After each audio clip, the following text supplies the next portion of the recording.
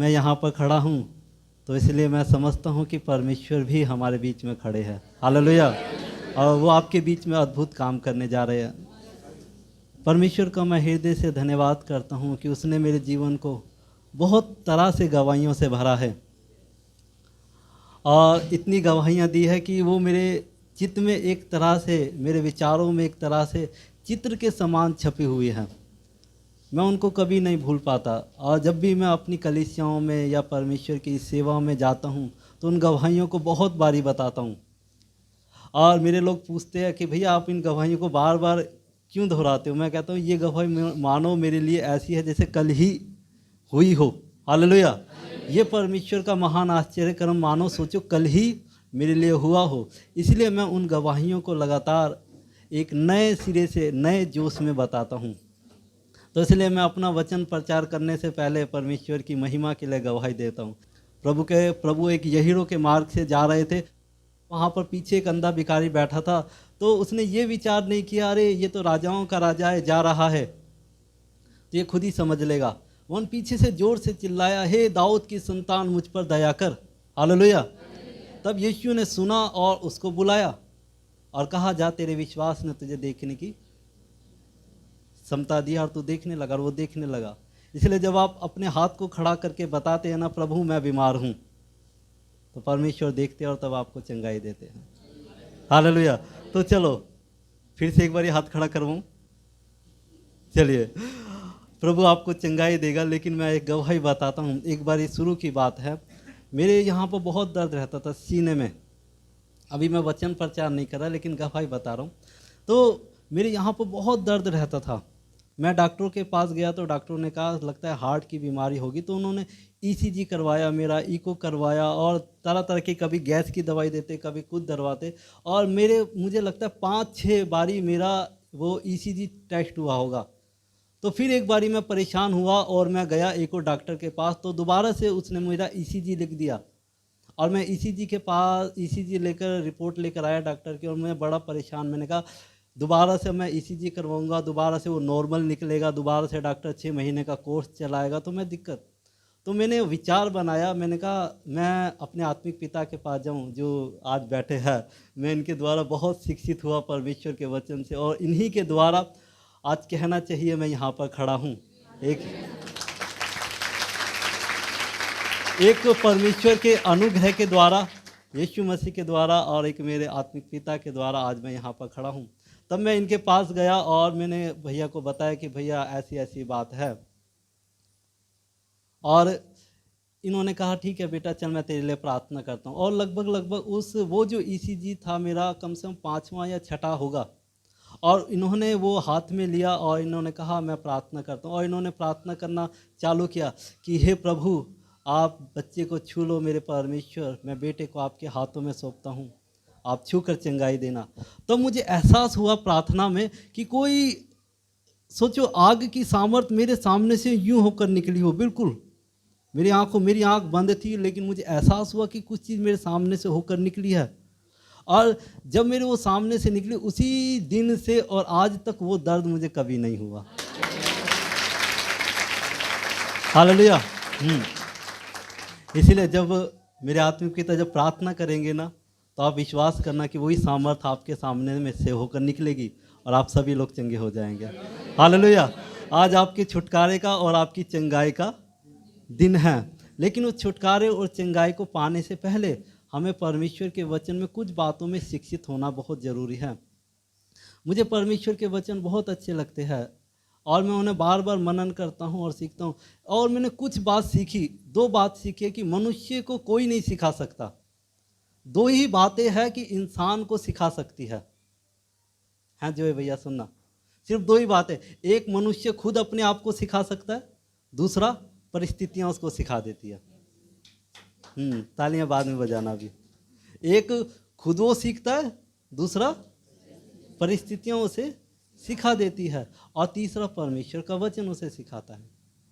इसीलिए परमेश्वर का वचन कहता है मनुष्यों का ज्ञान रहित रहना अच्छा नहीं है ना। हबक्कुक नबी की किताब उसका 4 के 3 में लिखा है कि मनुष्य का ज्ञान रहित रहना अच्छा नहीं, क्योंकि परमेश्वर का दास जानता है कि जब ये ज्ञान प्राप्त करेगा ना, तभी ये अपने जीवन में परमेश्वर के अनुग्रह को और छुटकारे को प्राप्त करेगा। और जब तक इसको परमेश्वर का मेरा ज्ञान नहीं है, तब तक मनुष्य अपने जीवन में छुटकारे और चंगाई को कभी ग्रहण नहीं कर सकता। तब मैं समझ गया कि मुझे चंगाई पाने के लिए ना परमेश्वर के पास जाना पड़ेगा, डॉक्टरों के पास नहीं। ये परिस्थितियों ने मुझे सिखाया। जब तक मैं अपनी बुद्धि लड़ा रहा था, डॉक्टरों के पास जा रहा था, तब तक वो मुझे ईसीजी लिख कर दे रहे थे, ईको लिख कर दे रहे थे, कभी कोई टैबलेट लिख कर दे रहे थे, कोई दवाई लिख कर दे रहे थे, कभी 6 महीने का कोर्स दे रहे थे। लेकिन परिस्थिति ने मुझे सिखाया कि तुझे परमेश्वर के पास जाना है। हालेलुया। तब मैं गया और मैंने जब प्रार्थना करवाई, तब परमेश्वर ने मुझे चंगा किया, और आज तक परमेश्वर की वो चंगाई बनी हुई है। कोई मुझसे कहता है भैया आपको हार्ट की बीमारी है, मैंने कहा नहीं, 70 साल तक नहीं होगी। हालेलुया। तो इसलिए परिस्थितियों ने मुझे सिखाया कि मुझे परमेश्वर के पास जाना है। आज यदि मैं अपनी बुद्धि के तर्क से सोचूं, बुद्धि की क्षमता से सोचूं, तो मैं डॉक्टरों के पास और जब बीमार होता हूं तो मनुष्यों के पास जाता हूं। लेकिन यदि मैं विश्वास की दृष्टि से देखूं, तो जब मैं बीमार होता हूं या परेशान होता हूं, तो मुझे परमेश्वर के पास आना है।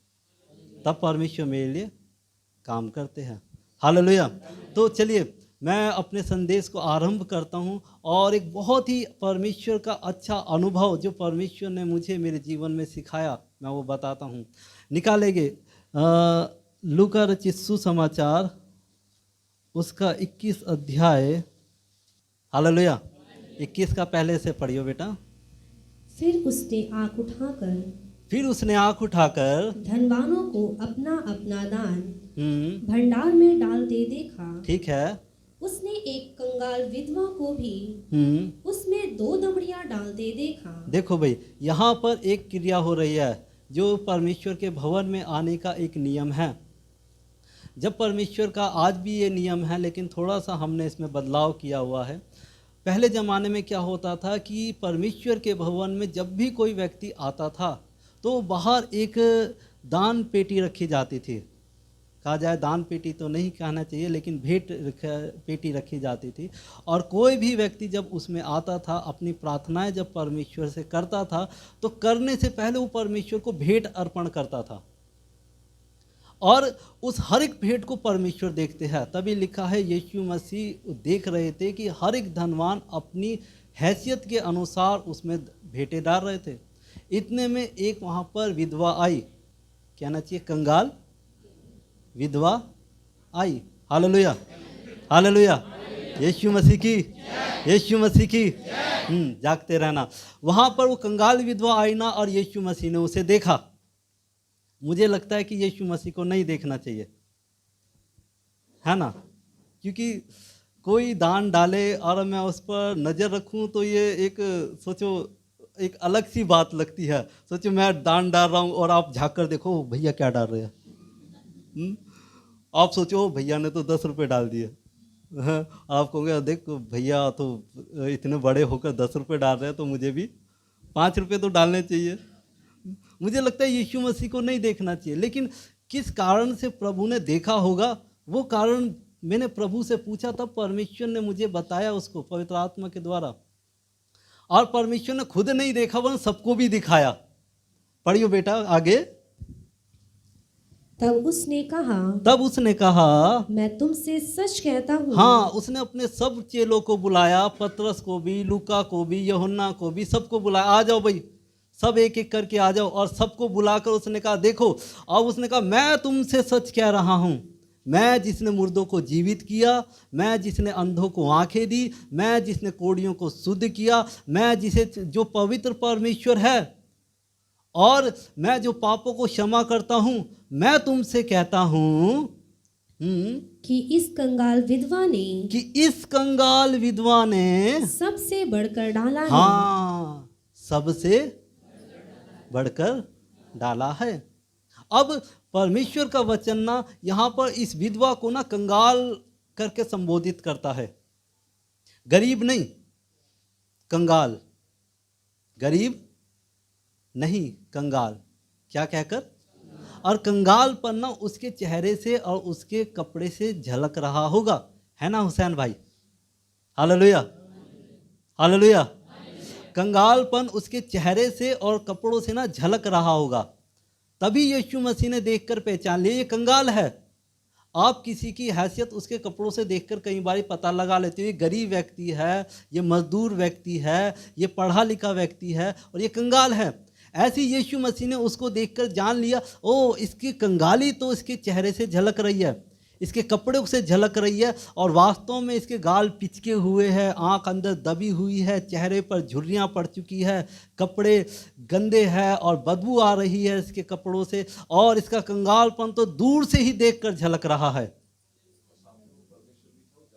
हाँ, और जबकि हमारा परमेश्वर तो मनों को जांचने वाला ईश्वर है, और उसने देख लिया कि ये कंगाल है। तब उसने अपने चेलों को बुलाया और सबको भली भांति देखकर कहा कि आ जाओ लूका, यूहन्ना तू भी आ जा, थोमा तू भी आ जा। और उसने देखकर कहा, देख इसने सबसे बढ़कर डाला है। हालेलुया, इसने सबसे।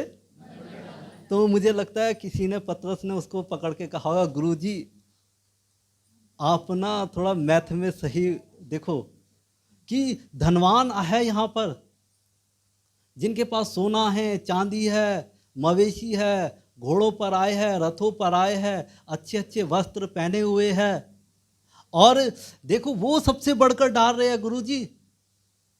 और थोमा ने कहा होगा, गुरु आप देखिए, देखो उसने तो अपने सोने के सिक्के दान पेटी में डाल दिए हैं, और आप कह रहे हो इस गरीब विधवा ने सबसे बढ़कर डाला है। गरीब विधवा ने सबसे बढ़कर डाला है। तब प्रभु ने उनको कुछ सिखाने का प्रयास किया, तभी प्रभु ने उनको बुलाया और कहा, मैं कुछ चीज़ तुम्हें बताना चाहता हूँ, किसने सबसे बढ़कर डाला। हमारा परमेश्वर कभी भी धन को नहीं देखता, क्योंकि लिखा है सोना और चांदी तो उसी का है, और जिसको वो देना चाहता है उसको दे देता है। सारी चीज़ें उसकी है। आप किस चीज़ को उसको देकर कहोगे कि प्रभु मैं ये तुझे देना चाहता हूँ, परमेश्वर ही है जो आपको देता है। वो लिखा है बीज बोने वाले को बीज देता है। आपको आज उसने इतना सक्षम बनाया है कि आप उसको कुछ अर्पण कर सके, ये उसका अनुग्रह है आपके ऊपर।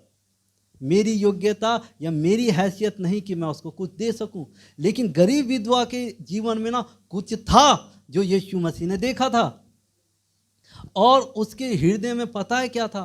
उसके हृदय में परमेश्वर का वचन था, जो लगभग 2000 साल पहले बोला गया था। यीशु मसीह जब आए और जब ये घटना घट रही थी ना, उससे लगभग 2000 साल पहले एक वचन बोला गया था मूसा के द्वारा। व्यवस्था विवरण की किताब उसका 16 अध्याय 16 आयत में कुछ शब्द बोले गए थे जो उस विधवा के हृदय में थे। वो क्या शब्द थे? व्यवस्था विवरण 16 अध्याय 16 आयत उसका, वर्ष में 3 बार, हाँ, अर्थात हाँ, अख़मीरी रोटी के पर्व, हाँ, और सप्ताहों के पर्व, हाँ, और झोपड़ी के पर्व, इन तीनों पर्वों में तुम्हारे सब पुरुष अपने परमेश्वर यहोवा के सामने उस स्थान में जो वह चुन लेगा जाएगा, और देखो छूछे हाथ यहोवा के सामने कोई ना जाए। देखो यहाँ पर एक लाइन लिखी है कि कोई भी व्यक्ति, सुनो भाई, सामने देखना आप, हालेलुया, वचन को घर जाके पढ़ना। अगर घर पर जाकर बाइबल पढ़ते ना तो पुराने नियम को नए नियम में जाकर नहीं ढूंढोगे। अगर घर पर बाइबल पढ़ोगे ना तो हमेशा एक सही जगह निकालोगे, नहीं तो नहीं पढ़ोगे ना तो पुराने नियम को नए नियम में और नए नियम को पुराने नियम में ढूंढते रहोगे। हालेलुया। इसलिए समय सुनने का है, ठीक है? घर जाओ तो अच्छी तरह से बाइबल को पढ़ा करो ताकि पता रहे कि कौन सी किताब कहाँ पर है। इसलिए व्यवस्था विवरण 16 अध्याय 16 आयत में कुछ लिखा है, वहाँ पे लिखा कोई भी व्यक्ति छूछे हाथ अपना मुंह मुझे ना दिखाए। जब भी कोई व्यक्ति मेरे सम्मुख आए तो मेरे सम्मुख प्रसन्न करने की भेंट मेरे सम्मुख लेकर आए। और ये बात ना विधवा के हृदय के अंदर छुपी हुई थी। 2000 साल पहली कही हुई बात उसके हृदय में थी। वो अपनी कंगालीपन में ना इस बात को, परमेश्वर के वचन को नहीं भूली थी। परमेश्वर का वचन कहता है उसने अपने बड़े नाम से बढ़कर अपने वचन को महत्व दिया है। यीशु मसीह ने उस विधवा के अंदर देखा, इसके जीवन में कंगालीपन है, इसके जीवन में बेरोजगारी है, इसके जीवन में भूखमरी है, इसके जीवन में इसका पति भी नहीं है, परिवार भी नहीं है, फिर भी इसके हृदय में ना मेरा वचन है। किसका वचन है? मेरा वचन। यही बात यीशु मसीह अपने चेलों को बताना चाह रहे थे कि इस विधवा ने ना सबसे बढ़कर मुझे दिया है, क्योंकि इसका हृदय मेरे वचन को मानने के लिए तैयार है।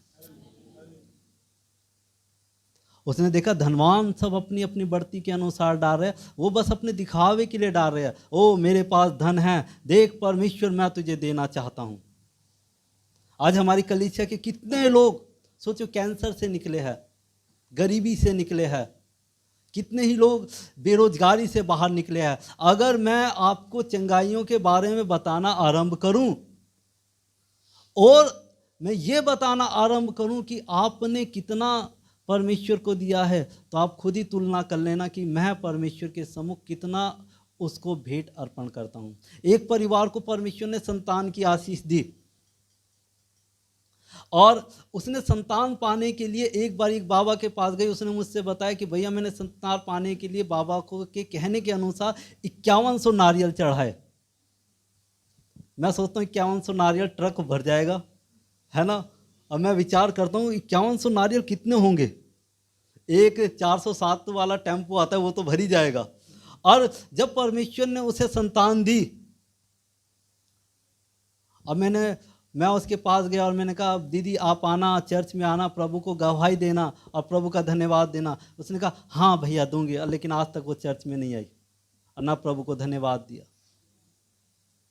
तो सोचो आप कितना परमेश्वर को अपना धन्यवाद अर्पण कर रहे हो, या कितना परमेश्वर को आप भेंट अर्पण करते हो। आप अपनी चंगाई को देखकर कि प्रभु ने जिस बात से मुझे चंगा किया है ना, उस बात को लेकर आप कितना परमेश्वर के सम्मुख अपने परमेश्वर के वचन को मानते हो ना, आप उस बात की तुलना करना। यीशु मसीह ने उस विधवा के अंदर ना अपना वचन देखा था कि ये मेरा वचन मानती है, इसीलिए कहा था इसने सबसे बढ़कर डाला है। मैं सोचता हूँ उस विधवा के पास ना एक जेन्युइन प्रॉब्लम होगी। वो कह सकती थी ओ मेरा पति नहीं है, मेरा पति ही नहीं है तो मैं कमाई कहाँ से करती हूँ, मैं तो दूसरों पर आश्रित हूँ, मेरा तो घर बार भी नहीं है, मेरी तो खेती भी नहीं है, मेरे पास सारी मुसीबतें हैं, मैं परमेश्वर को अर्पण कैसे कर सकती हूँ। उसके पास एक कहा जाए ना समस्या का बहुत सारा पिटारा था। वो बता सकती थी मेरी समस्याएं हैं, लेकिन उसने तमाम समस्याओं को एक किनारे करके ना जब वो परमेश्वर के भवन में आई तो उसने परमेश्वर के वचन का पालन किया। और यीशु मसीह ने उसी को देखकर कहा इसने सबसे बढ़कर डाला है, बाकी लोगों को नहीं देखा। आपके हृदय में परमेश्वर का वचन है, आप परमेश्वर के वचन को मानोगे। इसीलिए कुरिन्थियों की किताब में लिखा जो थोड़ा बोता है वो थोड़ा, और जो ज़्यादा बोता है वो ज़्यादा। बताओ आप तो खुद ही शिक्षित हो, मैं क्या सिखाऊंगा। लेकिन मैं गवाही बहुत अच्छी बताता हूँ। देखो कि कई बारी परमेश्वर अलग अलग तरह से काम करता है। एक बारी मेरे 2 बच्चे थे तब, अब तो 3 बच्चे हैं। तब मेरे पास 2 ही बच्चे थे, एक मेरी लड़की थी यशवी, एक मेरा बच्चा था यश, और वो 1 साल का था। तब अचानक से कुछ हुआ कि अचानक से दोनों की पोटी में ब्लड आना शुरू हो गया। एक दिन हुआ कि उनके लैट्रिन में ब्लड आया तो हमने नज़रअंदाज कर दिया। मैंने कहा क्या पता उल्टा सीधा खा लिया हो और इसीलिए आ गया हो। अब दोनों के लगातार आया, ऐसा नहीं कि एक के ही आया, दूसरे के भी, दोनों के ही लगातार आया। तब 1-2 दिन बीत गए, हमने कहा क्या पता इसने बादाम खा लियो या इसने गर्म चीज़ खा लियो तब हो गया हो। तब हमने प्रार्थनाएं भी करी तो ज़्यादा फर्क नहीं पड़ा। तब मैंने उस करते करते करते 3-4 दिन बीत गए। फिर मैंने भैया से भी बातचीत करी, भैया ने भी प्रार्थना करी, उसने कहा बेटा प्रभु सही करेगा। तब करते करते थोड़ा टाइम बीत गया। तब मैंने डॉक्टर से सलाह करी, मैंने कहा डॉक्टर को दिखाते हैं। और फिर बच्चे के डॉक्टर को दिखाया मैंने, तो उन्होंने बताया कि लगता है दोनों बच्चों ने ना कुछ उल्टा सीधा खा लिया, जिससे कि उनकी आंतों में ना कुछ इन्फेक्शन हो गया या कट गई है, और जिसके मारे उनकी पोटी में से लगातार ब्लड आ रहा है। और जब भी आप जानते हो छोटा बच्चा 1 साल का बच्चा तो 2-3 बारी पोटी करता है, और वो जब भी पोटी करता तभी ब्लड आता था, तब वो रोता था। और मुझे देखकर मैं बहुत दुखी होता था, मेरी मम्मी, मेरी वाइफ, हम सब दुखी होते थे। मेरे बच्चे पोटी करने नहीं बैठते थे कि मेरी बड़ी वाली लड़की कहती पापा दर्द होगा मैं नहीं बैठ रही, तो मैं उसे अपनी गोदी में लेता और उसे बैठाता और पोटी करवाता। जब डॉक्टरों ने कहा भाई इसका अल्ट्रासाउंड होगा, अल्ट्रासाउंड होकर चेकअप होगा, चेकअप होने से पता लगेगा भाई अंदर क्या दिक्कत है इनके पेट में, तब मैंने कहा ठीक है। डॉक्टर ने, मैंने पूछा खर्चा कितना, उसने कहा 5-6 हज़ार का टेस्ट होगा, अगर टेस्ट में कोई दिक्कत आई तो इनका ऑपरेशन भी हो सकता है। तब मैं डर गया, मैंने कहा ये तो बहुत बड़ी दिक्कत है। लगभग ये मैं 7 या 8 साल पुरानी बात बता रहा हूँ। और तब अचानक से रात को हम बैठे, मैंने अगले दिन जाना था, अगले दिन टेस्ट करवाने जाना था। और जब मैं गया मैं रात को बैठा अपनी वाइफ के साथ, हम बातचीत कर रहे थे। मैं बातचीत करते करते करते कुछ बातचीत हुई तो मेरी वाइफ ने मुझसे कहा कि ऐसा करते हैं हम प्रभु को अन्न के रूप में भेंट देते हैं। थोड़ी बात अटपटी लगेगी, लेकिन परमेश्वर का कार्य, उसका राज्य बातों में नहीं बन सामर्थ्य में है। वो हमारा अद्भुत परमेश्वर है, अद्भुत रीति से काम करता है। तब वो कुछ सिखाने के मारे, मैंने कहा ना पहला मनुष्य खुद सीखता है, दूसरा उसे परिस्थितियाँ, और उससे बढ़कर परमेश्वर का वचन हमें सिखाता है।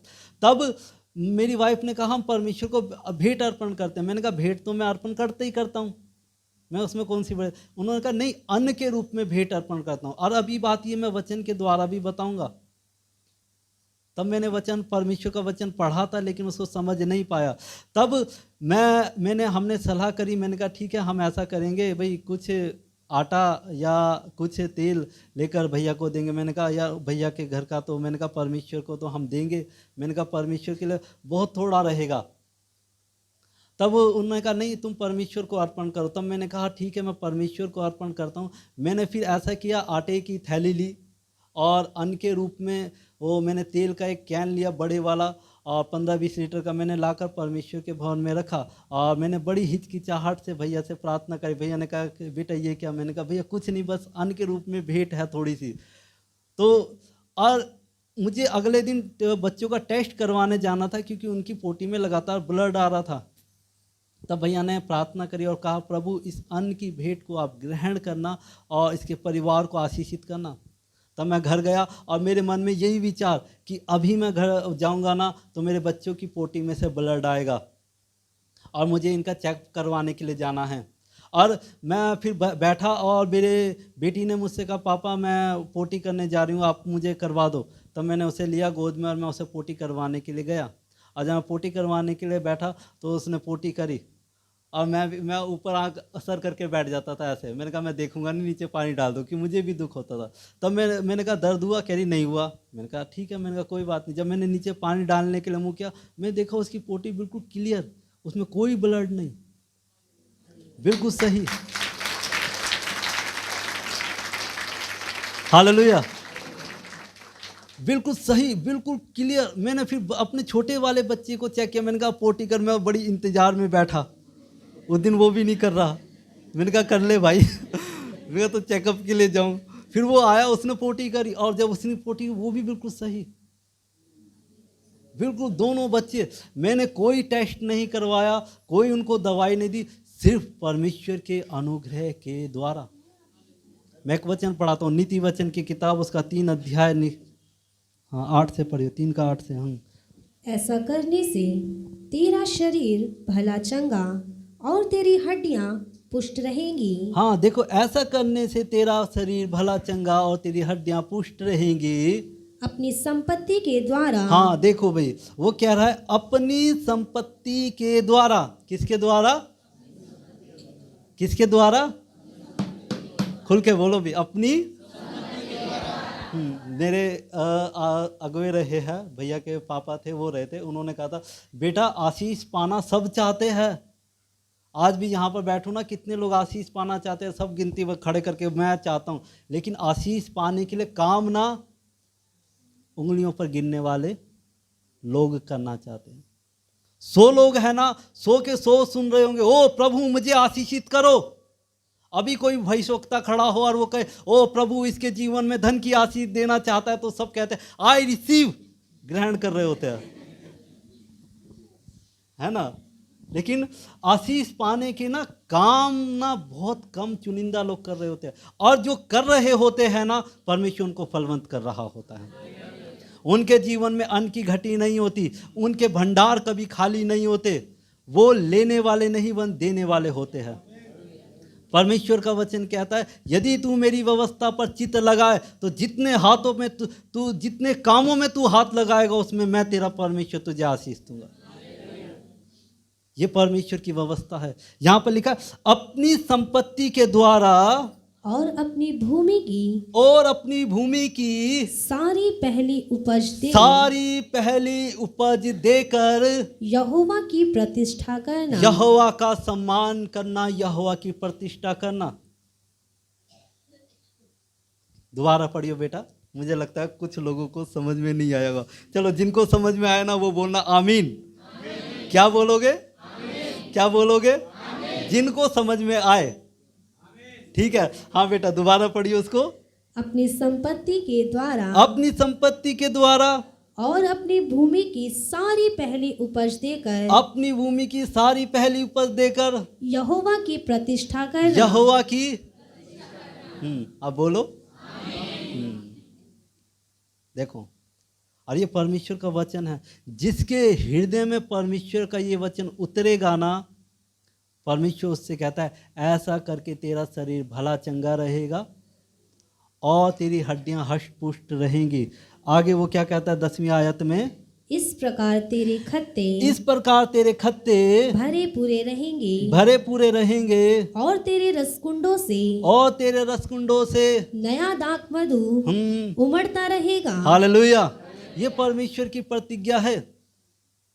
आज लोग परमेश्वर पर विश्वास तो करते हैं, लेकिन मैं सोचता हूँ विश्वासी वो है जो परमेश्वर के वचन को ना मानने का प्रयास करता है। मैं कई लोगों को मैं कहता हूँ परमेश्वर की अगर धन का छुटकारा चाहते हो ना, तुम धनवान होना चाहते हो ना, तो उसका समाधान भी धन से ही है। आप धन से ही उसका समाधान कर सकते हो। लेकिन लोग मुझसे कहते हैं भैया हम पर तो है ही नहीं। तो मैंने कहा ये कंगाल विधवा के पास भी तो नहीं था, इसके पास थी मजबूरी, इसके पास था कंगालपन, इसकी ये थी विधवा, इसके पास इसका पति नहीं था, परिवार नहीं था, मवेशी नहीं थे, जानवर नहीं थे, खेती नहीं थे, लेकिन इसके अंदर परमेश्वर का वचन था। ओह मुझे अपने परमेश्वर का वचन मानना है, क्योंकि उसने व्यवस्था में ठहराया है कि कोई भी व्यक्ति जब आए तो छूछे हाथ परमेश्वर को मुंह ना दिखाए, और जितना परमेश्वर ने आशीष दी है ना उसके अनुसार परमेश्वर को मैं भेंट अर्पण करूं।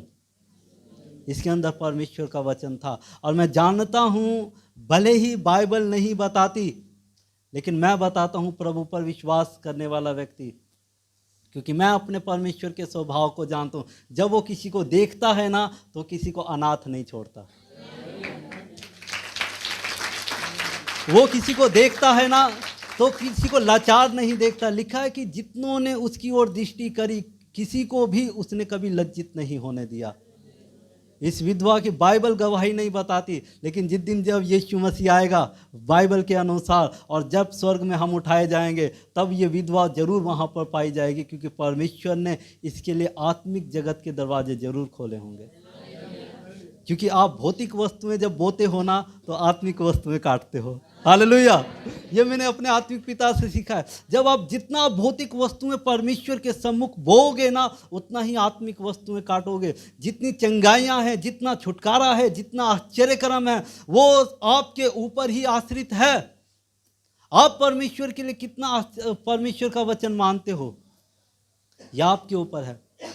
सुनने वाले यहाँ पर 100 जने होंगे, लेकिन मानने वाले यदि आपसे 10 भी निकल आए ना, परमेश्वर उन्हीं को शिरोमणि बना देगा।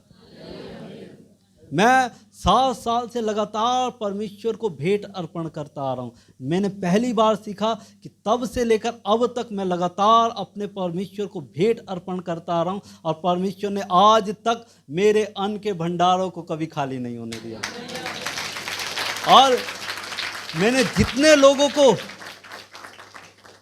मैं परमेश्वर की उपस्थिति में सच होकर कहता हूँ, मैंने जितने लोगों को ये बात सिखाई और जितने लोगों ने सीख ली, परमेश्वर ने कभी उनको भी निर्धन नहीं रहने दिया, कभी उनको भी लाचारी में नहीं रहने दिया, कभी उनको भी परमेश्वर ने कंगाल नहीं रहने दिया। कितने लोग कंगाली से निकले, कितने लोग बेबसी में से निकले, कितने लोग कर्जे में से निकले, मैं खुद नहीं जानता।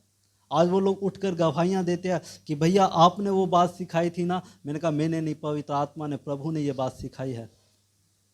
और यदि आपने मान ली ना, परमेश्वर आपको आपके राज्य में श्रेष्ठ बना देगा। उसका वह वचन कहता है व्यवस्था विवरण की किताब में, वो तुझे समस्त जातियों में श्रेष्ठ बनाएगा। समस्त जातियों में, सिर्फ उन लोगों को जो परमेश्वर का वचन मानते हैं। आप यदि परमेश्वर का वचन अपना ले, परमेश्वर आपको श्रेष्ठ बना देगा आपके घर में, वरन समस्त जातियों में। हालेलुया। तो कितने लोग परमेश्वर का वचन मानने को तैयार है? 1 2 3 4 5 6 7 8 9 10। Hallelujah, hallelujah. यीशु मसीह की, यीशु मसीह की, यीशु मसीह की। चलो भाई, थोड़ा 5 मिनट और बोलूँगा, फिर प्रभु अपने काम को करेंगे, आश्चर्य कर्म करेंगे। देखो, वचन कहता है जो थोड़ा बोता है वो, और जो ज़्यादा बोता है वो। परमेश्वर आपके मन की उदारता को देखता है। आज आप कहते हो भैया हमारे पास दिक्कतें हैं, तो मैं आपको दिक्कतें बता सकता हूँ। ठीक, मैं बिजली का बिल लगभग 2000, 2500, 1500, 700 पे करता हूँ। मोबाइल का बिल पे करता हूँ, दूध का बिल पे करता हूँ, सब चीज़ें मैं पे करता हूँ। लेकिन जब परमेश्वर के भवन में आता हूँ ना, परमेश्वर के भवन में, परमेश्वर के आता हूँ ना, तो यहाँ पर आने का एक नियम होता है। परमेश्वर के भवन में आने का एक नियम होता है। वैसे तो बहुत सारे नियम होते हैं, लेकिन छोटा सा नियम बताओ। जब भी आप परमेश्वर के भवन में आए या परमेश्वर की संगति में जाए, जो आपके क्षेत्र में हो रही है या आपके घर में हो रही है, तो आपको पता है कि मेरे घर में परमेश्वर की संगति होने वाली है, या मैं परमेश्वर के भवन में जाने वाला हूँ, या मैं संगति में जाने वाला हूँ, तो आप पहले से ही परमेश्वर के सम्मुख 2 मिनट या 5 मिनट बैठे और अपने हाथ में प्रभु के लिए एक सर्वोत्तम भेंट ले, जो आपके मन के अनुसार लगे कि हाँ मैं परमेश्वर को कुछ अर्पण कर रहा हूँ, उसको ले और प्रभु से कहे, प्रभु मैं इस धन को आपके हाथों में लेता हूँ और इसे आप ग्रहण करना, और मेरे परमेश्वर मेरे लिए आशीषों के द्वार खोलना। क्योंकि प्रभु का वचन एक जगह कहता है, भेंट बंद मार्गों को खोलती है। और जो आपकी दृष्टि में, आपकी आंखों में लगे कि हाँ ये मैं अपने परमेश्वर को अर्पण कर सकता हूँ, वो आप परमेश्वर को अर्पण करना। मेरे पास एक नोट ऐसा है जो बेचारा कहीं जाता ही नहीं। मैं उसे इतनी बारी चलाता हूँ, वो बेचारा जाना ही नहीं चाहता, क्योंकि उसमें 3 गांधी है। वो मुझसे, वो नोट मुझसे इतना प्यार करता है, मैं उसे बार बार विदा करता हूँ, वो बार बार आ जाता है। मैं कहता चल तू मेरे पास ही रह ले। अब सोचो, जिस भी भाई या बहन या परिवार ने दिया होगा, उसने भी तो देखा होगा। मैंने कहा चल इसे उसके पास नहीं भेजता, मेरे पास ही रहने दे। आप एक बार, हमारी कलीसिया की एक बहन है, सिस्टर मोनिका, भैया की बहन है, उनको परमेश्वर के आत्मा ने बताया कि मोनिका, मिनी तू बता 10 रुपये में तू क्या कर सकती है। तो अपने बच्चे के लिए दूध नहीं ले सकती, अपने घर का किराया नहीं दे सकती, बस में एक जगह से दूसरी जगह जा नहीं सकती, तो तू 10 रुपए को परमेश्वर को देकर क्या जताना चाहती है? आप परमेश्वर को सोचो, 10 रुपए देकर क्या जताना चाहते हो? ओ प्रभु, मैं सर्वोत्तम भेंट तेरे लिए लाया हूं, अब तू मेरे अन्न को भरना और मेरे लिए स्वर्ग के दरवाजे खोलकर अपरंपार आशीषों की वर्षा करना।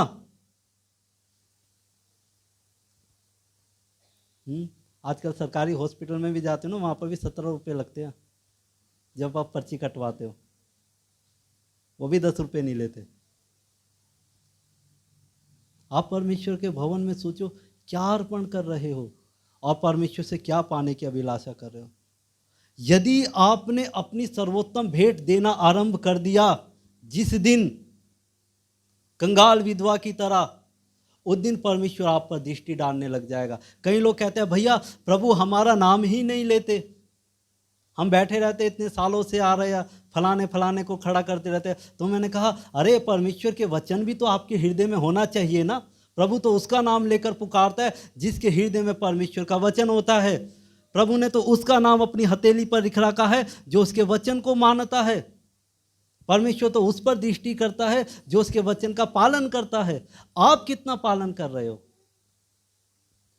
अगर अभी भी मैं यहाँ पर तोलूंगा, कोई लोग ना अपने 100 के नोट को छुट्टा तगड़ाता है, बहन छुट्टा कर दियो, 10 रुपये देने हैं प्रभु को। आप अपने घर से अपनी तैयारी करके आया करो कि ओ प्रभु मैं आपको भेंट अर्पण करना चाहती हूँ। और जब आप परमेश्वर को भेंट अर्पण करोगे ना, तब परमेश्वर आपके लिए बड़े बड़े मार्गों को ना बड़ी सरलता से खोल देगा। जो आपके लिए बहुत ज़्यादा परेशानी की चीज़ होगी ना, परमेश्वर से तुरंत ही हल कर देगा। क्योंकि मैं अपने परमेश्वर के स्वभाव को ना जानता हूँ। 22 साल से मैं परमेश्वर के साथ चल रहा हूँ और 22 साल से मैं अपने प्रभु को जान गया कि जो प्रभु पर विश्वास करता है ना, प्रभु से गरीब नहीं रहने देते। प्रभु कभी भी उस व्यक्ति को निर्धन नहीं रहने देते। जो परमेश्वर के वचन को अपने जीवन में ग्रहण कर लेता है, ये बात याद रख लेना। मैंने कितने लोगों की गरीबी को हटते हुए देखा है, स्वयं अपनी गरीबी को हटते हुए देखा है, परमेश्वर के वचन को पूरा होते हुए देखा है, असंभव कामों को संभव होते हुए देखा है। जब प्रभु ने कहा ना मेरे आत्मिक पिता के लिए मैं तुझे अपना घर दूंगा, तेरा स्वयं का घर दूंगा, तब एक बारी ये बात मेरे चित्त में नहीं समाई, लेकिन प्रभु ने कर दिखाया। हालेलुया। और आज वो कहते हैं कि प्रभु हमें 2 एकड़ चर्च की ज़मीन, 2 एकड़ चर्च की ज़मीन देगा। मैं सोचता हूँ हमारे लिए बड़ी मुश्किल बात है, लेकिन परमेश्वर के लिए हर एक बात संभव है। आज आप गरीब हो, ये आपकी नज़र में असंभव बात है कि मैं गरीबी से बाहर निकलूं, लेकिन मेरे परमेश्वर के लिए संभव बात है कि वो आपको गरीबी से निकाल ले। क्यों? उसके हाथ इतने छोटे नहीं हैं कि आपको आपकी निर्धनता से बाहर ना निकाल सके। आप जिस दिन परमेश्वर के वचन पर निगाह करने लग गए कि मैं परमेश्वर का वचन मानूं, उस दिन परमेश्वर आपके लिए बड़े बड़े काम कर देगा। इसलिए जेब में 3 गांधी वाला नोट मत लाना, या ऐसा नोट मत लाना। कई बार लोग देते हैं, कई बार मैं दान खोलता हूँ तो एक 10 का नोट भी ऐसा होता है, बेचारा बिल्कुल मरा हुआ होता है, उसके प्राण बेचारे छूट रहे होते हैं कि वो सोचता है अब जाऊं या तब जाऊं। मैंने कहा अभी मत जा, पानी में भिगो के उसे सीधा करता हूँ धीरे धीरे, लेकिन सीधे होते होते भी बेचारे की 3-4 जगह से हड्डियाँ टूट जाती है। अब सोचो किसी से आप सब्जी ले रहे हो, व्यक्तिगत तौर पर सोचो, और आप उसे 100 का करारा नोट दो और वो आपको 20 रुपया 30 रुपया मचोड़ के दे, ये ले बहन जी। आप भी कहोगे कि ये क्या दे रहे हैं भैया, मैंने बढ़िया नोट दिया। प्रभु आपको इतनी अच्छी चंगाई दे रहे हैं, आप परमेश्वर को क्या अर्पण कर रहे हो? बताओ। मैं अपनी कलीसिया के लोगों को यदि खड़ा करूं तो कितनों ने अपने मकान बना लिए, कितनों के पास गाड़ियां आ गई। मैं धन नहीं मांग रहा, लेकिन मैं ये बता रहा हूं कि परमेश्वर की व्यवस्था क्या कहती है। प्रभु कहता है जो मैंने तुझे आशीष दी है उसके अनुसार तू मुझे अपनी भेंट को अर्पण करना, जो मैंने तुझे दिया है। अब सोचो परमेश्वर ने आपको क्या दिया। आप गवाहियों को छुपा नहीं सकते जो प्रभु ने आपके लिए किया है। आप खुद उसके गवाह हो कि प्रभु ने मेरे लिए ये किया, मेरे परिवार में ये किया, मेरे बच्चे के लिए ये किया, मेरे भविष्य के लिए ये किया। हालेलुया।